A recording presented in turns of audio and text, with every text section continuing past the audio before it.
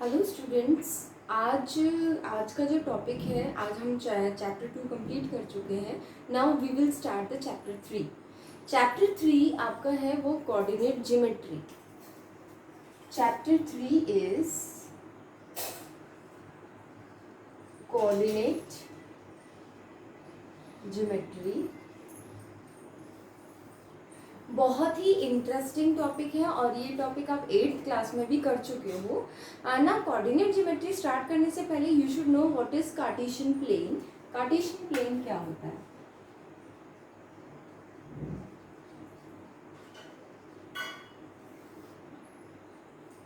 Cartesian plane का basically मतलब होता है 2D फॉर्म, 2D प्लेन। जैसे कि हम कोई भी बुक का पन्ना लेते हैं, कुछ भी अगर एक पेपर लेते हैं या बोर्ड का जो प्लेन है वो आप लेते हो, तो इसमें आप कितने डायमेंशंस दिखा सकते हो? इसमें 3D नहीं दिखा सकते, आप थर्ड डायमेंशन नहीं दिखा सकते, इसमें सिर्फ 2 डायरेक्शंस दिखा सकते हो, एक इस तरह की और एक इस तरह की। तो जो भी प्लेन जिसे हम 2 डायमेंशंस में दिखा सकते हैं, that is called Cartesian plane. तो इसका जो डेफिनेशन है वो नोट करो। The plane in xy 2 dimensions, dimensions या 2D भी कह सकते हो, इज कार्टेशियन प्लेन। 2 डायमेंशंस में कोई भी प्लेन होगा तो वो क्या होगा? कार्टेशियन प्लेन होगा ना। अब इस कार्टेशियन प्लेन में भी कई सारे टेक्निकल टर्म्स आते हैं जो आपको सीखने हैं। सपोज ये आपने 8th क्लास में भी पढ़ा था, मैंने एक वर्टिकल लाइन बनाई या वर्टिकल डायरेक्शन बनाई जो ऊपर और नीचे की तरफ शो करती है, और एक हॉरिजॉन्टल लाइन बनाई जो ईस्ट और वेस्ट में शो करती है। जब ऐसा होगा तो इसमें क्या हुआ, ये हमने 2D बनाया है। वैसे तो कार्टेशियन प्लेन में एक x डायरेक्शन और एक y डायरेक्शन आती है, क्योंकि जो बोर्ड का किनारा है, ये बोर्ड का किनारा भी x और y शो करता है, लेकिन इसमें नेगेटिव या पॉजिटिव कुछ नहीं है। लेकिन हम अपनी चीज़ को और ज़्यादा एक्यूरेट और किसी भी लोकेशन को और ज़्यादा एक्यूरेट और ज़्यादा इफेक्टिव बनाने के लिए हम इसमें नेगेटिव डायरेक्शंस भी लेके चलते हैं। लेकिन डायरेक्शंस आपकी वही रहेंगी, वर्टिकल एंड हॉरिजॉन्टल 2 डायरेक्शंस रहेंगी। अब यहाँ पर हॉरिजॉन्टल और वर्टिकल और हॉरिजॉन्टल 2 डायरेक्शंस बनाई। जो आपकी हॉरिजॉन्टल डायरेक्शन होगी that is called x dash, और this is x and this is your y and this is your y dash. तो y और y dash, x dash and x 2 directions हो गई।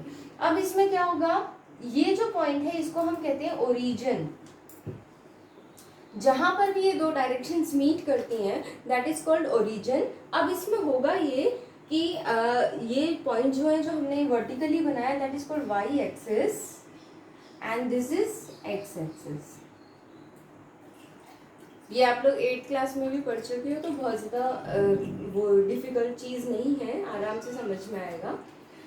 यहाँ पर x एक्सिस जो है वो हॉरिजॉन्टल वाली आ जाएगी, यहाँ नेगेटिव आएगा इस डायरेक्शन में, जहाँ पे x डैश है वो नेगेटिव रहेगा, और यहाँ पॉजिटिव रहेगा, यहाँ पॉजिटिव रहेगा, यहाँ नेगेटिव रहेगा। नाउ अगर हम कोई भी पॉइंट जो होता है वो इसमें प्लॉट करना चाहते हैं, सपोज मैंने एक पॉइंट ड्रॉ कर दिया इस पूरे बोर्ड पर, खाली बोर्ड पर मैंने एक पॉइंट लगा दिया। अब इस पॉइंट की लोकेशन अगर मुझसे कोई पूछे कि इसकी लोकेशन क्या है, कैसे डिस्क्राइब करोगे कि पॉइंट कहाँ एग्जिस्ट करता है इस बोर्ड में, तो उस चीज़ को डिस्क्राइब करने के लिए हम लोग XY प्लेन का यूज़ करते हैं या कार्टेशियन प्लेन का यूज़ करते हैं। तो हम यहाँ एक लाइन ड्रॉ करेंगे, यहाँ लाइन ड्रॉ करेंगे, और इसको अपना ओरिजिन मानते हुए, बोर्ड के इस पार्ट को ओरिजिन मानते हुए इसकी वो लोकेशन बता सकते हैं कि कहाँ एग्जिस्ट करता है।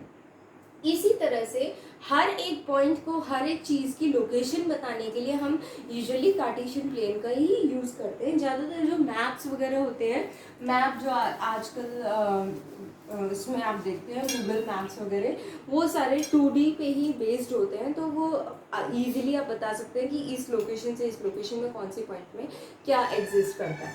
नाउ लुक एट हियर, अगर हम ये ओरिजिन मान के चलते हैं, यहाँ पर जितने भी नंबर्स लिखे जाते हैं इस तरफ ही नंबर्स लिखे जाते हैं, 1 2 3 -1 -2 -3, इस तरह से ये -1 -2 -3 दिस इज 1 2 3। इस तरह से जैसे नंबर लाइन लिखी जाती है बिल्कुल उसी तरह से इसको भी लिखना है। और यहाँ पर कोई भी पॉइंट प्लॉट करने के लिए आपको पता होना चाहिए कि हम पहले एक्स एक्सिस लिखते हैं देन वाई एक्सिस लिखते हैं।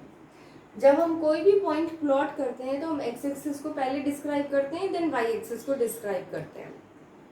अब देखो बच्चों, अगर मुझे ये तो आपको पता चल गया कि ये है, इसके पहले जो आगे बताने वाली उससे पहले देखो ये जो पार्ट है वो first, second, third and fourth quadrant, in 4 quadrants में डिवाइड होता है। यानी कि ये फर्स्ट क्वाड्रेंट, ये सेकेंड क्वाड्रेंट, ये थर्ड क्वाड्रेंट और ये फोर्थ क्वाड्रेंट। 4 कोऑर्डिनेट्स जो हैं इसमें x और y दोनों पॉजिटिव होते हैं। यहाँ पर x नेगेटिव और y पॉजिटिव रहेगा। यहाँ पर आपके दोनों नेगेटिव रहेंगे थर्ड क्वाड्रेंट में, और फोर्थ क्वाड्रेंट में आपका x पॉजिटिव और y नेगेटिव रहेगा। ठीक है, ये तो चार्ज क्वाड्रेंट की जो डेफिनेशन आ गई वो आपको समझ में आ जानी चाहिए कि x और y दोनों पॉजिटिव पॉजिटिव है, यहाँ पर नेगेटिव और पॉजिटिव है, यहाँ पर नेगेटिव नेगेटिव है दोनों, यहाँ पे पॉजिटिव और नेगेटिव है। तो इस तरह से आप ये बता सकते हो कि कौन से उसमें क्या चीज़ है। नाउ नेक्स्ट, इसके बाद देखो अगर हम एक्सरसाइज 3.1, इससे पहले एक और चीज़ है, ऑर्डिनेट एंड एब्सिसा।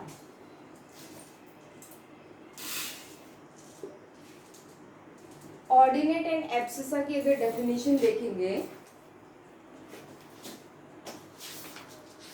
अगर आप ऑर्डिनेट और एब्सिसा की बात करते हैं तो ये भी पहले एक्सप्लेन किया जा चुका है, बट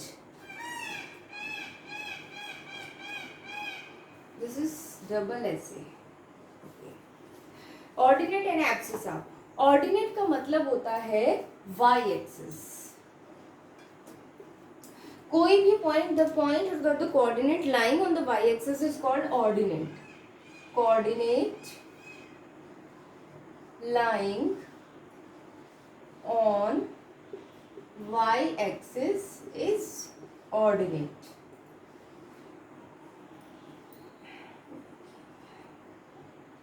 Ordinate. x-axis में क्या होगा? Coordinate lying on x-axis is abscissa.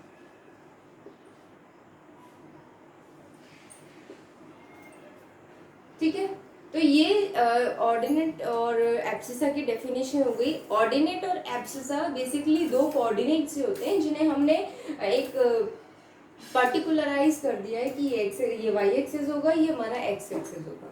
Now we are going to start the exercise 3.1। 3.1 exercise start कर रहे हैं। एक्सरसाइज 3.1 बेसिकली सिर्फ ये रिप्रेजेंट करती है कि आप किसी भी पॉइंट को कैसे लोकेट कर सकते हो all around the Cartesian plane. First one is question number 1 of your exercise 3.1 is how will you describe the position of a table lamp on your study table to another person. मान लो आपके पास में question number 1 है। Question number 1 में मान लो आपके पास में एक टेबल रखा हुआ है, यहाँ आपका टेबल लैम्प रखा हुआ है। अब आप कैसे किसी दूसरे पर्सन को बताओगे कि ये टेबल लैम्प किस पोजीशन पे रखा है इस पूरे टेबल के हिसाब से, किसी दूसरे पर्सन को कैसे बताओगे? तो हमें यहाँ दिखाई दे रहा है कि ये और ये एक कार्टेशियन प्लेन बनाते हैं। ये हमारा ओरिजिन मान लेंगे हम इसको, या तो इसको ओरिजिन मान सकते हो या इसको भी ओरिजिन मान सकते हो, किसी को भी ओरिजिन मान सकते हो। इस point this there are 4 vertices and you can imagine any one of the 4 vertices as origin। तो ओरिजिन मानेंगे तो ये आपका एक्स एक्सिस हो जाएगा, ये आपका वाई एक्सिस हो जाएगा। अब उसके हिसाब से आप डिफाइन कर सकते हो कि ये कहाँ एडजस्ट करता है। तो फर्स्ट वाला जो क्वेश्चन है वो आप होमवर्क में करोगे।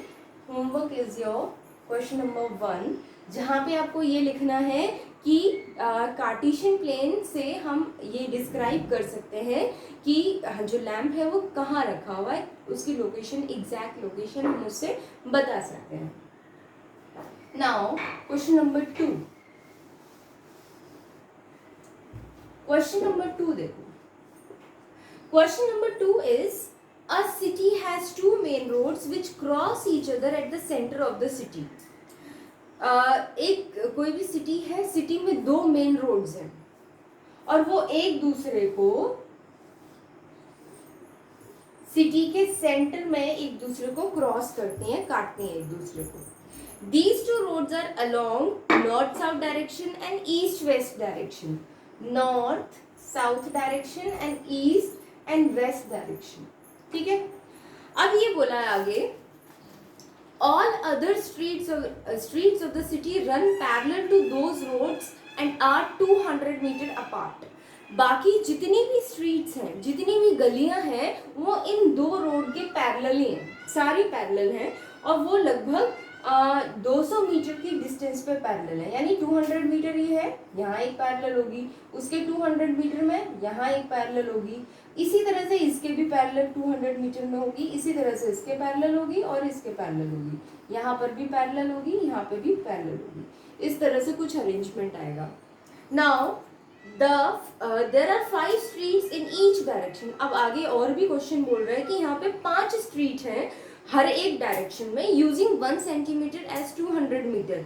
200 मीटर के डिस्टेंस को 1 सेंटीमीटर लेते हुए draw the model on your notebook of the city. City का मॉडल बनाना. Suppose and represent the roads and streets by single line. Single line से ही रिप्रेजेंट करना है. अब देखो यहाँ पर मैंने मान लो दो रोड, जो मेन रोड थी वो मैंने ये बना ली. इसको दूसरे कलर से बनाते हैं. मैंने जो मेन रोड्स थी वो ये बना ली. these are our main road. this is north, south, east and west. ये 4 डायरेक्शंस हो गए. अब ये जो मेन रोड है, इनके पैरेलल हमें 5-5 स्ट्रीट्स बनानी है.